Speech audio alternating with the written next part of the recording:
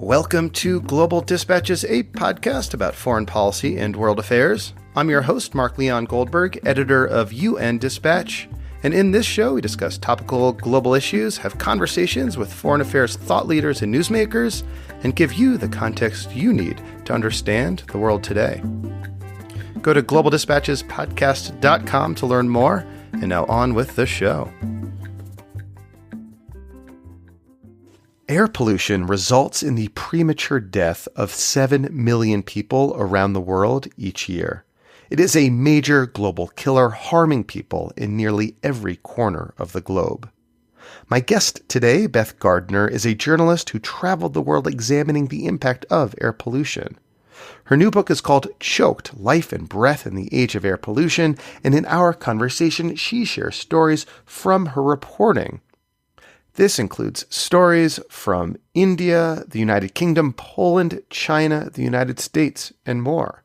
And not only does she detail the harmful effects of air pollution, she also examines policies and individuals who are working towards cleaner air for us all. The book is a very accessible entry point into both the topic of air pollution around the world and the politics surrounding environmentalism. The book and our conversation does a good job of examining and discussing the Clean Air Act in the United States and the global impact that that piece of legislation has had. And one note before we begin, please send me an email if you have suggestions of people I should talk to or topics I should cover. I love hearing from you guys. I know I say this often, but I put out this show for you who are listening to this. So if there's a topic that I am not covering that you wish me to cover, send me an email. I do love hearing what's on your mind. All right, now here is my conversation with journalist Beth Gardiner, author of the new book, Choked: Life and Breath in the Age of Air Pollution. Nastiest air I've ever breathed is not in the book. I took a trip to Mongolia after I finished reporting the book and while it was in production for a separate article to Ulaanbaatar, the capital of Mongolia. And that was really beyond horrendous. It's not the worst polluted city in the world on a sort of year-round basis because their pollution problem is very seasonal. It's from people who live in yurts in the capital city, burning coal all winter long, just really cheap, nasty coal, and it's freezing cold there, so they need tons of it. And that was just, unbelievable. You could smell the coal smoke wherever you went, indoors, outdoors, it didn't matter. I've also been to Delhi and New Delhi in India, and their pollution is horrendous, but it sort of just happened that I was there at a fairly clean-ish time. In the spring. So it wasn't as bad to me. Yeah. Is it like indoor air pollution? Is people like sort of heating their yurts with coal that's causing this? Yeah, that's where it's coming from. But indoor, outdoors, it's everywhere. It just permeates the air and it hangs over the whole city really for like 6 months a year. And it's, an absolutely catastrophically bad health crisis. And I interviewed the UNICEF representative in Mongolia. And I said to him, I've heard the phrase in other places, sort of public health crisis, pediatric health crisis, sometimes used to describe, a really severe air pollution situation. And he said, it's actually so much more than a public health crisis. It's like an existential crisis for the future of the country. And he was talking about how pollution now, even if they fixed it tomorrow, the pollution that's already happened has impacted people's future health. There's all kinds of scientific evidence about, children's lung capacity when they grow up. If they live with pollution at a young age, it means they're going to have weaker lungs and smaller lungs, and that has really severe consequences for your health lifelong, and cognitive capacity and all these things. And he was just talking about how it's sort of going to impact on the human experience basically in that country for decades to come. So it was just so all encompassing. And in like global health circles, there's this term they call like micronutrient deficiency. They call it sort of like the silent hunger, right, or something like that. The silent vitamins. Like the invisible sort of killer. It seems that this is sort of similar, like similarly analogous to that, where it's not something that you can like see every day, but it's something that has these kind of long-term impacts that because they are sort of, I think, hidden from sort of the immediate impact, it sort of reduces the urgency to take them on. Yeah, I think that's really true. And in Mongolia, it was a very extreme, situation. It's extreme pollution, so the impact is extreme, and you can kind of see it because, the hospitals are overflowing with kids who get pneumonia multiple times a year. But if you go further afield to other parts of Asia and, indeed to Western developed countries where, it's not nearly as bad as Mongolia or India, if you're talking about, London where I live or the US where I'm from, but nonetheless it is severe and it's killing people. And you hear a lot when you sort of get into these air pollution circles and start talking to the experts, this notion of invisibility. And I think that's actually really important because sometimes people mean by that you can't see the pollution. And that is oftentimes true. And it's a contrast to, a few decades ago, even in LA or New York, when you really could see it. So it's invisible now. But I think more than the pollution itself being invisible, what's invisible sort of to the naked eye, to us as kind of scientific lay people, is the connection between cause and effect. So, like I was saying, the science is very strong, and even at fairly low levels and at the levels that we have in the US and Western Europe, developed countries, there's very strong very strong evidence connecting increased rates of air pollution to increased rates of heart attacks, strokes, cancer, dementia, Parkinson's disease, premature birth. It just goes on and on, right up to the sort of biggest health problem of them all, premature death. More people die when the air pollution is higher. But the thing that's tricky, and that, like I said, is very sort of rigorously grounded in terms of the science, that statement. But nonetheless, in any individual case, it's very hard to say that this is why someone died. If I have a heart attack, you've written about a mother who's trying to reverse that, the mother of Ella Kissy Deborah in London, where you live. Can you sort of tell her story? Sure. So Ella Kissy Deborah was a little girl who died in 2013. She was 9 years old. She was pretty healthy up until she was 6, and then she developed a very, very severe case of asthma. And she lived right off of a road called the South Circular, which is just a really, really major thoroughfare in London. The UK and all of Europe has a really significant air quality problem because there's a lot of diesel used here, and diesel is much dirtier and more toxic than gas, which is more commonly used in the States. But Ella Kissy, Deborah's mom, Rosamond, who is really an extraordinary woman, who was at the time a secondary school teacher, a very powerful advocate for her daughter within the medical system and all of that. She didn't know anything about air pollution. It really, at that time, was not talked about in London.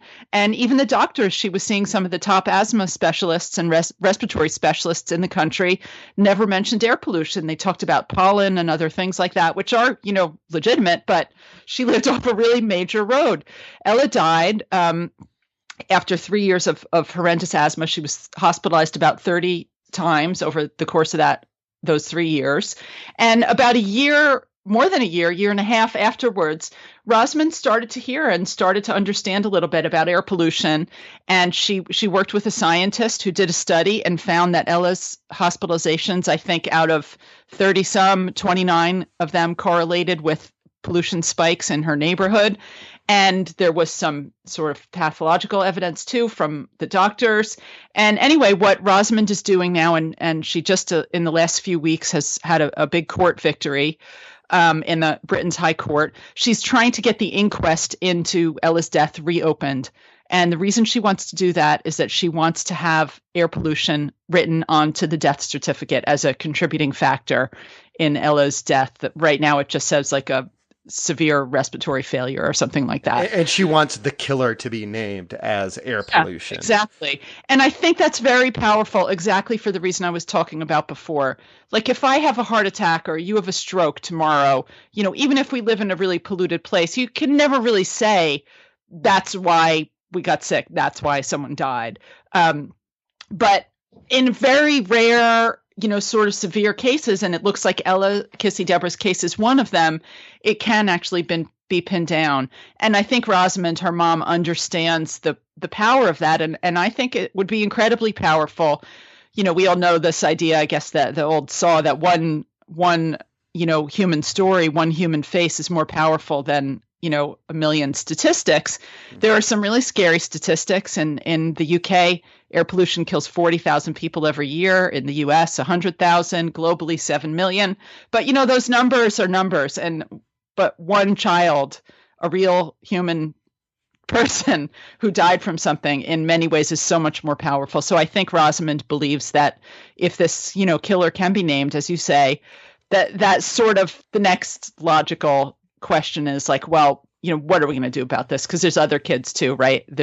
She's just one. So your book also takes readers to Poland, which has a similarly, pretty horrendous air pollution problem, but its sort of causes are a little different. Can you sort of paint the picture for us about what the air quality situation is in parts of Poland that you visited and how people are coping?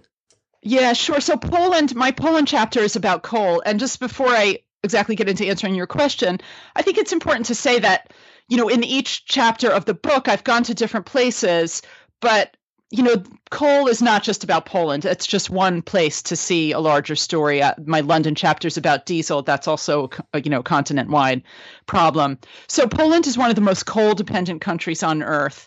They get, almost all of their electricity from coal, and that is really bad in terms of air quality and obviously the climate impact as well. But what is sort of even more egregious in terms of the air quality is that a lot of people there are burning coal for heat in their homes. So, if you're burning coal in a big power plant, at least it's sort of done, under some sort of a regulatory regime, and there's some kind of probably, filtering equipment and the smokestacks and stuff. But at home, it's these really low-tech stoves. People tend to get this pretty cheap, poor quality coal, and there's no filtration or mitigation or anything like that. So it's just absolutely choking. I went to the coal heartland, sort of old industrial heartland of Poland. It's called Silesia. And I walked around this little town, and I actually went there because there's a lot of power plants there, and I wanted to see the power plants. But I ended up having to write about the chimneys, the homes, because it's just so choking really, and asphyxiating. I guess what's so interesting to me about that is, I've done some reporting on like indoor air pollution, particularly from like the vantage point of like the developing world where, heating, these like old burning, fuel burning stoves that emit harmful toxins inside, huts in rural parts of like Tanzania or, right, or wherever. It's not, that sort of indoor air pollution, which is a major killer around the world, is not something I typically associated with like industrial Europe, which is so interesting to hear that from you. No, you wouldn't. And in fact, actually, the scientists have kind of stopped using those terms, indoor pollution and outdoor pollution, because what they've realized is that they're totally intertwined. Oh, so, really? I interviewed someone from like the World Health Organization like a year ago about ambient versus indoor air pollution. Now they say ambient and household. Oh, ambient and household. Okay, yeah, I think that's not to fall back on indoor and outdoor because it's sort of easier. Yeah. But they're totally intertwined. And like in India, for example, this idea of indoor household air pollution, it's often around cooking there rather than heating, but people are burning wood and dried cow dung and things like that because they don't have gas or electricity for heat. But it's really bad in your house, and the health effects of that are terrible. But it also is actually now thought to account for 25% of India's overall outdoor ambient air quality problem. Yeah, so they're connected. The Global Alliance for Clean Cook Stoves, which is housed at the UN Foundation, which also supports my work at UN Dispatch, is kind of my entry point into these kind of conversations usually. Yeah, but actually what I was surprised to find, because I also have a chapter about this, the dirty cook stoves in India and Africa. But I was actually surprised to realize that wood burning is a big pollution contributor in the West too, in developed countries in the US and the UK and Europe. And, sort of log burning stoves, home wood burners have become really trendy and are being sold, and people are buying them as supposedly a kind of climate, eco thing, that wood is a greener form of energy than natural gas or that sort of thing. And it's actually really a catastrophic mistake, because the climate benefit sort of doesn't really add up once you're out in the real world. On paper, it maybe some sort of works to say that wood is climate neutral, but the health effects of it are terrible, because wood, it feels like, and I actually really felt this too, it took me a long time to really understand the severity of it, because I think, like most people, sort of feel like, oh, wood fire, it's cozy and sort of natural in some way. It's not, toxic like coal. But actually, wood is full of all kinds of toxins and these tiny particulate, tiny particles known as PM 2.5, which burrow all the way into your bloodstream and your organs and are linked to the worst health effects. And I've got somebody on my block in London who I'm sure got one of these wood burners a couple of years ago for Christmas, because I started smelling it at the beginning of January every night on my street. And it's sort of a nice smell, but now I know it's like, giving me a greater risk of a heart attack, so I can't enjoy it. So it's actually the developing country that's, got this problem with wood. So my next question for you is actually preempted by a question I got over Twitter. Sometimes when I do these interviews, I'll post on Twitter that I'm about to interview something. What do you want to learn? And TEDx London, your fans out there in London, asks, what's the most surprising approach to dealing with pollution that you came across while doing the research? And that was actually going to be my next question anyway. So thank you, TEDx London. The most surprising approach. That's really interesting. I think what I saw is that, there is, sort of like some whiz bang technology, electric cars and all of that. And I think those things are great. But I think actually the answers to air pollution are a little bit more boring. Boring in the sense of being, I guess, kind of technical, but non-boring in the sense of, I think, being at the crux of some of our biggest political debates. And I'm talking about regulation, because people talk about sort of behavioral change and personal choice and things like that when it comes to climate and also air pollution. Do you drive or do you walk, whatever. But what I really saw was, and this is like from going from China to LA and Washington and London, is that, as individuals, sure, we can make decisions that help, but it's really only our governments that have the power to restrain, polluting companies, whether it's VW and cars, or it's big coal plants or whatever. And I think that's why air pollution and climate and environment is really at the center of, this sort of left versus right, kind of knockdown, drag out war that we've been going through in the U.S., the partisan fighting for decades now. Because it comes down to money and regulation and government power and corporate power. Let me ask you then, where are some interesting government innovations and interesting government regulations happening today?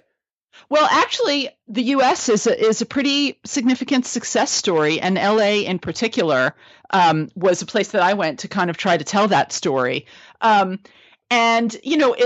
It's a sort of slow, steady progress over many years of science-based regulation that kind of across the board systematically cracks down on whether it's cars and trucks or ships in the harbor and that sort of thing.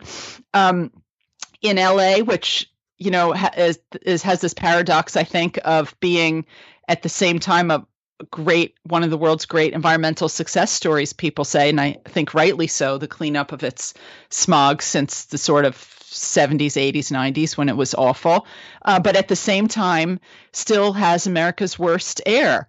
But they have made so much progress, and it's been done by, this kind of systematic clampdown. And now there's things, one of the pollution sources I was surprised to find in LA is shipping. And they have two big ports there, the port of Los Angeles and the port of Long Beach. And the ships run on this really dirty fuel, and all these trucks come in to get, it's kind of the backbone of our consumer economy. This is goods coming in from China and being trucked out to Targets and Walmarts all over the country. But there's starting to be some innovations like plug-in power at the dockside so that ships don't have to run their engines while they're sitting there getting loaded and unloaded. There's this guy who started a company of a sort of tugboat type of ship that can pull up alongside a big freighter and snap a pollution cap on top and filter out some of the more horrible exhaust. So, there is some tech like that, and those things make a difference. But I think fundamentally it comes down to regulation and the kind of science-based exercise of government power over and over around the world is the thing that makes a difference. And there's no real greater example of that, like around the world, right, than the Clean Air Act of the United States. Can you talk a little bit about just like the impact of the Clean Air Act on sort of how, we live in the United States today, but also its impact like around the world? Yeah, I mean, it's extraordinary, really. And, I think of it now that I've sort of really come to understand its impact as one of the most consequential laws in modern American history. But I think it's a little bit sort of undersung and under-celebrated, given what it's achieved. There are, official sort of government commission studies that literally show that millions of American lives have been saved. I think back in the 80s and the 90s, it was like 200,000 lives a year saved, deaths averted by the cleanup that had been delivered by the Clean Air Act, trillions of dollars saved. And I think to me, the most extraordinary thing is that the benefits sort of in dollar terms have been literally dozens of times the costs, 30, 40 times the cost. And, when we're debating about regulation, it always usually comes down to, it's going to be too expensive, we can't do it. But with clean air, actually, the health benefits are so immense that they outweigh the costs by a lot. And the Clean Air Act, passed at the very end of 1970 and signed by Richard Nixon under some political pressure, was really a very innovatively designed piece of legislation. And I talked to one of the guys who was a staff attorney on the subcommittee that drafted the bill, and he really helped to write it. It was a bipartisan law. And it had a lot of very sort of well-designed components to it. But I think the most important piece was the central one, which had to do with the way that pollution standards nationally would be set. So the EPA is required to sort of gather the science and set what the allowable level of pollution is in American air for a whole bunch of different pollutants. And what the Clean Air Act of 1970 said was that when you make that determination, when the EPA sets those standards, there's only one thing that they can consider, and that thing was public health. What level of air pollution is acceptable for Americans to breathe? Not what can we achieve, not how much is it going to cost. You can take cost into account later when you're sort of figuring out how you're going to do it. But this notion that public health is more important than corporate profit and then the almighty dollar was, I think, really revolutionary for its time. And it's why the Clean Air Act has been so powerful and why it's been, attracted some pretty powerful enemies as well. So how much does what China does sort of affect global statistics around air pollution? Like what's going on in China today in terms of how they're seeking to, regulate air quality? Well, it really matters a lot, actually, both from the sense of sort of immediate human health and from the perspective of the global climate crisis. So China, obviously their air is terrible. They've sort of been the poster child in a way of air pollution, I think. But there's really a more positive story that's happening there now too, and it's progress, in fact, informed and influenced by America's and particularly LA's progress. They've sent people over to study, how LA achieved its cleanup. So China, over the last few years, is experiencing double-digit declines in pollution levels, particulate matter, particularly in big cities like Beijing. That brings, immediate health benefits. And the way that they're doing it is by rolling out the world's biggest ever investment in wind and solar power. They are throwing now an absolute ton of money at electric vehicles, and they're beginning to cap and, they say, decrease their coal consumption. So, like I said, that brings immediate benefits for people's health in China, but it really has huge repercussions globally in terms of climate as well.